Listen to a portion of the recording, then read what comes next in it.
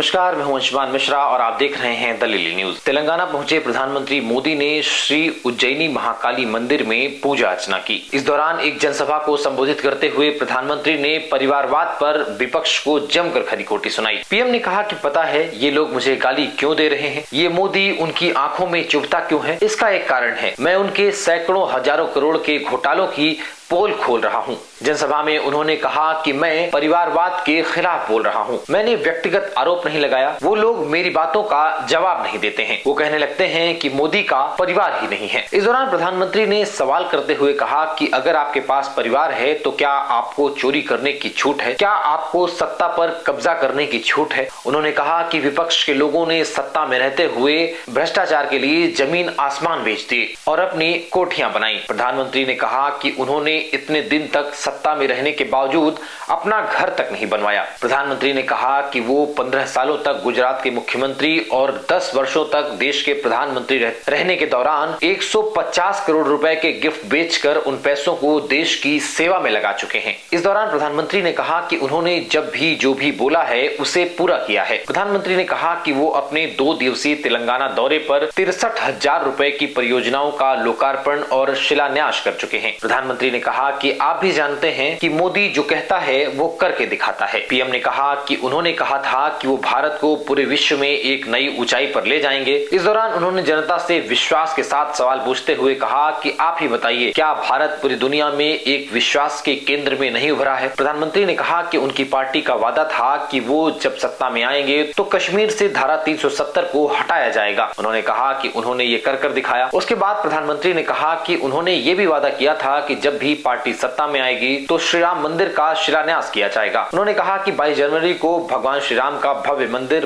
बनकर तैयार हुआ और उसमें श्री राम लला की प्राण प्रतिष्ठा की गई। इस दौरान प्रधानमंत्री जनता से जुड़ना नहीं भूले। उन्होंने कहा कि आज जब मोदी देश की जनता को दी हुई गारंटी को पूरा करने में लगा है तो कांग्रेस और विपक्ष के लोग उसे गाली देने में लगे हैं। इसका एकमात्र कारण है कि मोदी इनके घोटालों को उजागर कर रहे हैं, इनके परिवारवाद को उजागर कर रहे हैं और इन पर व्यक्तिगत टिप्पणी नहीं कर रहे हैं। पीएम ने कहा कि आप जम्मू कश्मीर से लेकर तमिलनाडु तक देखिए, एक ही परिवार के द्वारा बनाई गई पार्टियां राज कर रही हैं। वो परिवार मजबूत हो गए और राज्य बर्बाद होते चले गए। पीएम ने कहा कि वो लोग उनकी बातों का जवाब नहीं देते हैं, उल्टा उन पर निशाना साधते हैं कि प्रधानमंत्री का कोई परिवार ही नहीं है। आपको बता दें कि विगत दिनों में प्रधानमंत्री ने जब लाल किले पर झंडा फहराकर भाषण दिया था तो उन्होंने परिवारवाद पर खासा जोर दिया था। उन्होंने कहा था कि परिवारवाद इस देश के लिए नासूर सा बनता जा रहा है। उन्होंने कहा था कि परिवारवाद इस देश के लिए एक बहुत बड़ा खतरा बनता जा रहा है। इसके चलते भारतीय राजनीति जगत में नए चेहरों को मौका नहीं मिल पा रहा है। इसके साथ ही प्रधानमंत्री ने सदन में भी कहा था कि वो चाहते हैं कि नए लोग राजनीति में आगे बढ़ें और देश को नई दिशा दें, लेकिन इसका एकमात्र कारण है कि कुछ परिवारों के हाथ में नीति का नियंत्रण है और वो अपने ही परिवार को आगे बढ़ाने में लगे हुए हैं। देखना ये है कि क्या इस चुनाव में भ्रष्टाचार और विकास के साथ साथ परिवारवाद भी नया मुद्दा बन पाएगा या ये सिर्फ जुमलों तक सिमट जाएगा। हालांकि बिहार में लालू यादव ने प्रधानमंत्री मोदी के परिवार पर टिप्पणी करके इसे एक बड़ा मुद्दा बना दिया है और ये अब पूरे देश के लिए नया मुद्दा बन गया है। कैमरामैन आकाश के साथ अंशुमान, दिल्ली न्यूज, लखनऊ।